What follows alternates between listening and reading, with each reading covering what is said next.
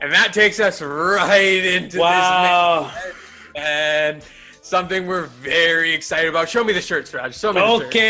Okay. If you ask for it, I show it. Yeah. Oh, there it Oh, is. Oh, beautiful. There it is. Yeah, it's something we're very excited about. Derrick Lewis, we got to see him live in Vegas for Siraj's bachelor party. There's a lot of good memories with this man, let alone how epic his post-game interviews are. So we're very excited about this one. Hopefully somehow you can get a win so that we get to see more of that comedic aspect. But, he does fight Curtis Blaydes, who is, forced to be reckoned with. He comes in having won 4 in a row. He did knock Junior Dos Santos out, so a lot of credibility there. His only real loss in the last little while is to Francis Ngannou, who we know what a beast that man is. So, that's nothing to be shying away from. He does provide a huge challenge to Lewis. That weight is going to be a huge factor for Derrick Lewis. He's not going to be able to put that same force on other guys that he normally does when he just, throws himself onto them and just beats the crap out of them. So, I'm really looking forward to this one. This is going to be a tough one. What do you see here, man? yeah. So it's really interesting because the way I love, I obviously love Derrick Lewis as a personal fighter. Unfortunately, the fight we saw live might have been some people's least favorite fight of all time. Ngannou was coming off the loss from Stipe Miocic. Talk about mental, aspects of the fight game. That was one where clearly he was feeling some kind of issues with pulling the trigger on big shots. Derrick Lewis was ready to at least, he said he was injured. That was a rough fight for all of us to watch.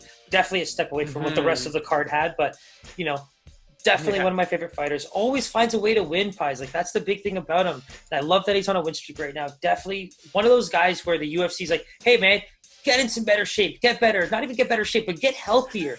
You're injured, you're fighting a lot of the time very injured and doing well regardless. So, get that shit right. And in this heavyweight division, you are 100% at least a title challenger. And lucky for you, as you get into better shape and get yourself healthy, guys like Cormier, guys like Miocic, they're moving on to bigger and better things. But, funny enough, Ngannou standing right there, just be like, who's next? Who's next? He's ready. Yeah.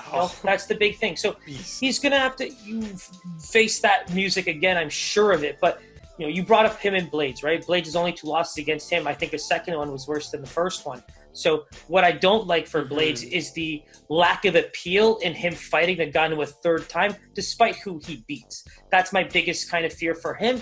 Despite how, the big sadness for him is also how he fights, right? For how Dana's trying to market the whole finishing factor and everything. Blaydes is the kind of guy that's like, you know what? I'm going to wrestle. You want me to just stand there and fight with a guy that's either going to try to knock my head off or get me injured? I want to fight as soon as possible right away anyway after this. So if I can keep a guy down, if I can wrestle him, if I can, try to submit him even or finish him on the ground with ground and pound, it is what it is. That's the game plan he's going in with. He's going to let you know about it, and you're going to do everything you can to figure that part out. And that's the part that I respect about it because, and I think we're seeing, aren't you noticing a trend now to that clinch game against the fence and things like that? Yeah, people are trying very to much work, so. Right? Because people are trying to be like, hey, yeah, despite the knockout being so important, I really do believe that winning the fight is more important to me as a fighter because if it's getting me closer to some of these, big title fights and things like that, it's the way to go. And I think, when you're looking at Blaydes, 100%. And, unfortunately for Derrick Lewis, what does that mean? I need to start working on my grappling. I need to start becoming a better wrestler. Because if I want to keep the fight standing to throw my bombs and get those classic knockout wins, even in the later rounds, he doesn't look so bad, man. He's able to kind of hang in there, and he's getting better and better cardio-wise. He's starting to take this fight thing very seriously, and that's my favorite part. I'm just so excited for him. Fans since day one. The big thing I'll say about him, talk about wanting to learn his grappling. He's actually scheduled for a grappling bout against Ryan Bader, who's actually a champion out in Bellator. So that's a really great. Oh, wow. Yeah, you know what? Maybe that's something we kind of talk about and we get going. But Ryan Bader and Derrick Lewis are scheduled to fight at Submission Underground 19 on December 20th of this year. All right. That's a pretty quick turnaround. So I guess that's despite, what happens in the UFC. That's pretty amazing.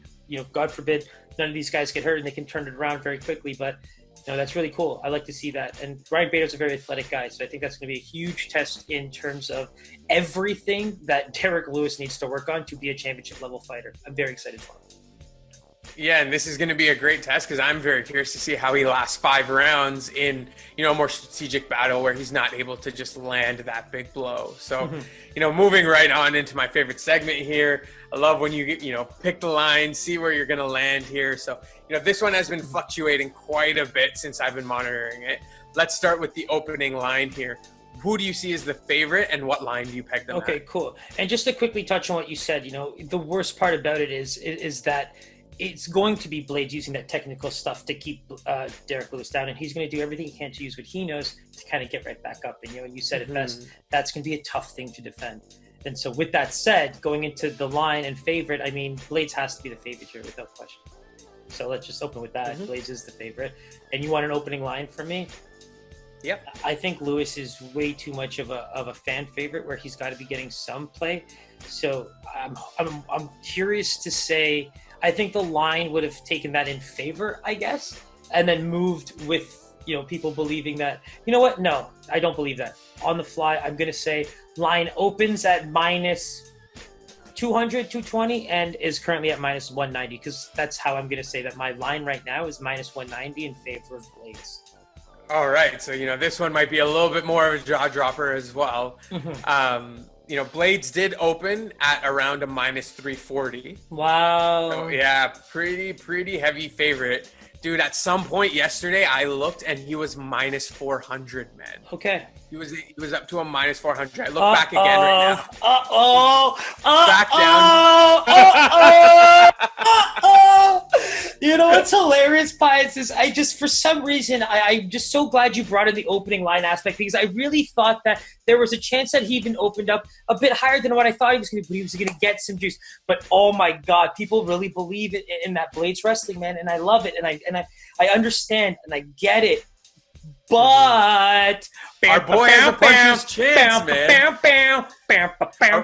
He definitely has a puncher's chance, man. Without question, man. And that just leads me to, let's not even get into my line. Why don't you just tell me the Lewis line? Oh my God.